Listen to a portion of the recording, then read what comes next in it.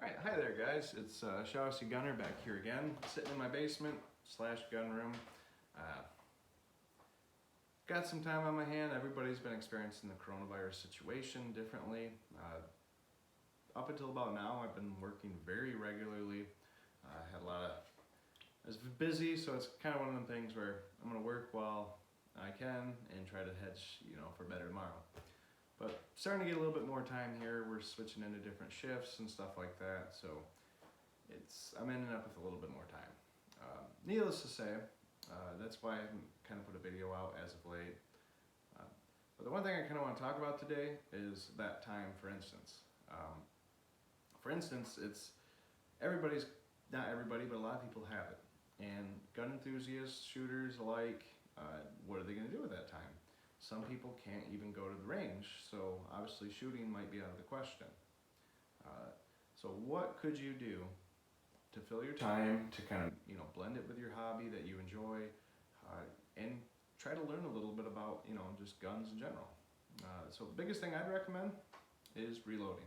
So with my glass of bourbon here and a little bit of time here, I'm going to try to help you kind of get started on it and kind of tell you some of the intricacies of it and what it entails. Am I an expert reloader? Absolutely not. I have been doing it for 6-7 years. When I bought my first gun, within 3 months I bought a reloading kit because I wanted to try to make my own ammo. Is it that hard? No. Is it that expensive to get into? Doesn't have to be. And there's just a couple things. So I'll run through it, and as always, if you have any questions, just ask below and I'll try to answer the best I can. So reloading, is it hard? Absolutely not. It's simple, especially if you're going to start with a straight wall cartridge. Obviously, any of your 9mm, 45 ACPs,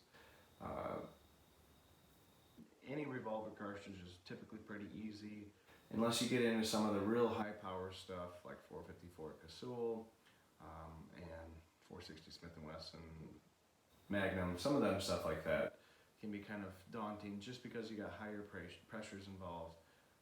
Same thing with some of the semi-auto calibers, like 10 mil. I did quite a bit of 10 mil. That's not too bad, but being straight wall, it's a lot easier than like a 357 SIG. The shoulder is kind of a little bit of a finessing thing.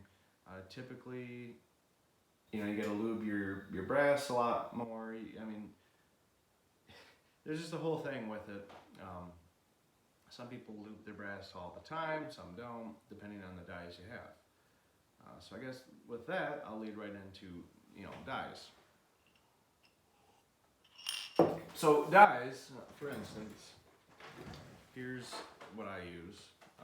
There's lots of different manufacturers out there. I tend to use Lee just because they're cheap, handy. Like I said, back to that low barrier of entry thing. So in these little boxes, they typically sell for between 30, 40 bucks. I got probably over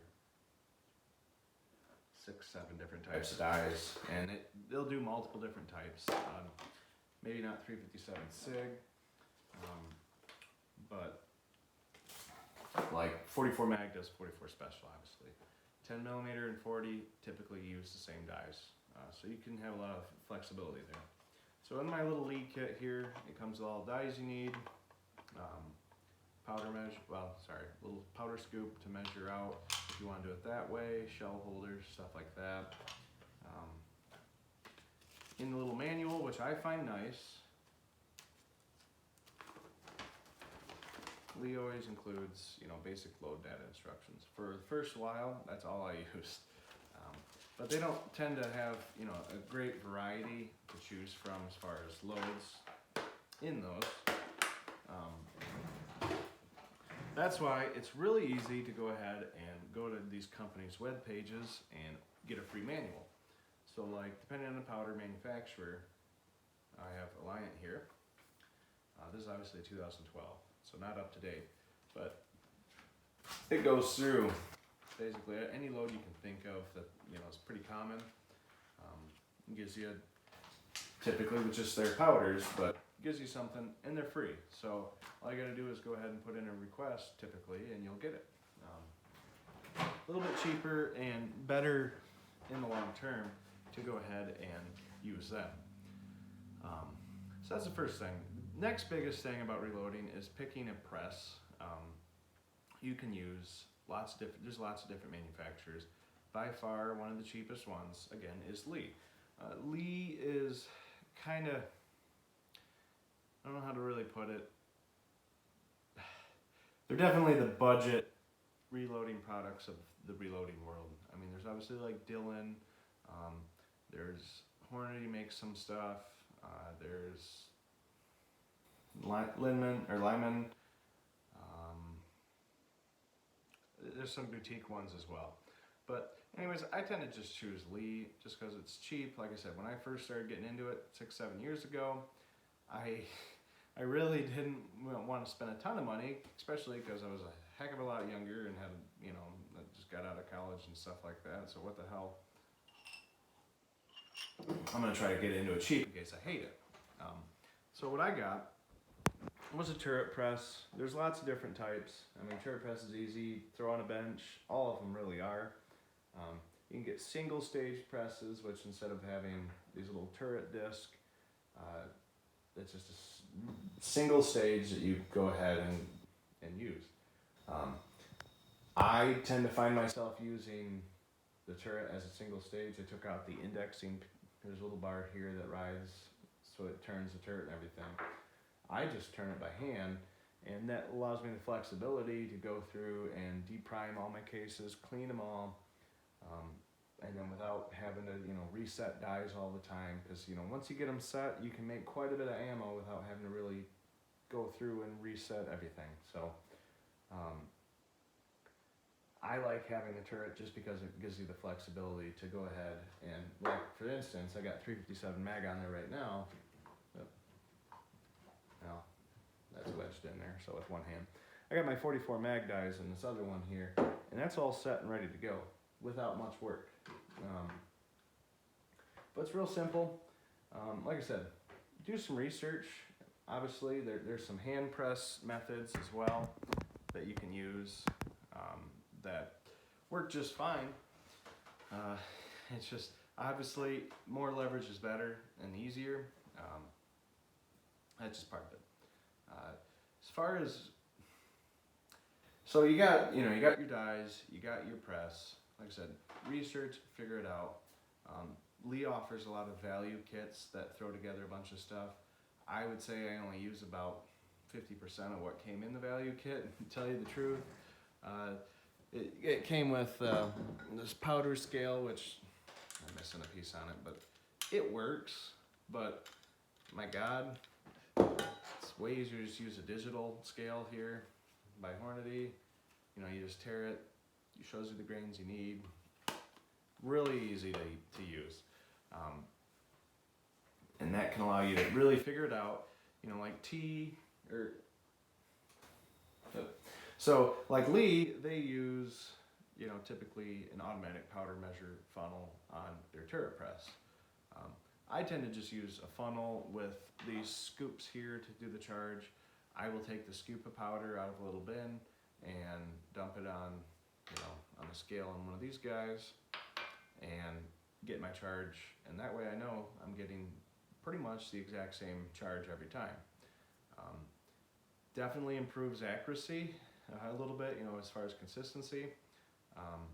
And it just makes it easier to me. Now, if you want to get a little bit more progressive with it and get a progressive press, they have them. It's easy to do, but for just starting, stick to a straight wall cartridge. Stick to the simple things. Biggest thing I should note is you can get everything online. The powder and primer is real easy to get. I keep everything in a dry storage or dry box. As you can see, I throw a desiccant pack in there as well, but got all my powder, primers, everything I really need. Just keep it tucked away, lasts for a long time. Kind of rambling on here, but kind of went over most of the tools that you'll need. The biggest other thing that you will need is calipers. I got these from Harbor Freight for like $6 or $7. Obviously a Pittsburgh brand. They work just fine for getting overall lengths and stuff like that. I mean, they're digital, so it makes it easy to read. You can go ahead, put your round in, check your overall length, and move on. That's one of the biggest things is when you're just getting a round ready to reload, I find it takes quite a bit of time to get it set up to the way you want. But once you're set and good to go, you can make ammo basically indefinitely as long as you got the stuff you need. That's powder lasts quite a while. Primers come in packs of 1,000, so you can go for basically the foreseeable future. So with this time on hand, I would implore you to go ahead and try it. Like I said, it's not super expensive, especially cheap, or going with a cheap brand like Lee. You don't really need to worry about whether you're gonna, get your justification of cost, because if you do get into it, obviously I've been getting into 44 mag as of late, and that's not cheap ammo. I just pulled through 50 rounds through the press the other day, and trying to make up some different loads, use up some different powders I had. And 50 rounds, typically, something that costs 80 to $1 something a round, the justification there is pretty easy. Obviously, just doing probably that one run of 50, you could pay for your dies ding near. And that's one of the things. So you make hundreds of rounds, it's definitely a cost-saving measure. You can always have ammo on hand. God forbid you ever get in a situation where you need ammo and can't have it because it's sold out. So it's kind of one of them things of trying to become independent. So yeah, in these times where you're slow or you're stir crazy at home, this is something really easy to get into, get everything online, get some books, read on it. It's just something that I think most gun shooters, hunters even, will just enjoy. So yeah, I mean, let me know what you guys think. Obviously, if you have any questions, put them below. I don't have a ton of experience with other products and stuff, mainly just this Lee stuff, but I'll give you my interpretation the best I can see fit. So, alright, thanks for watching, and I'll be back soon.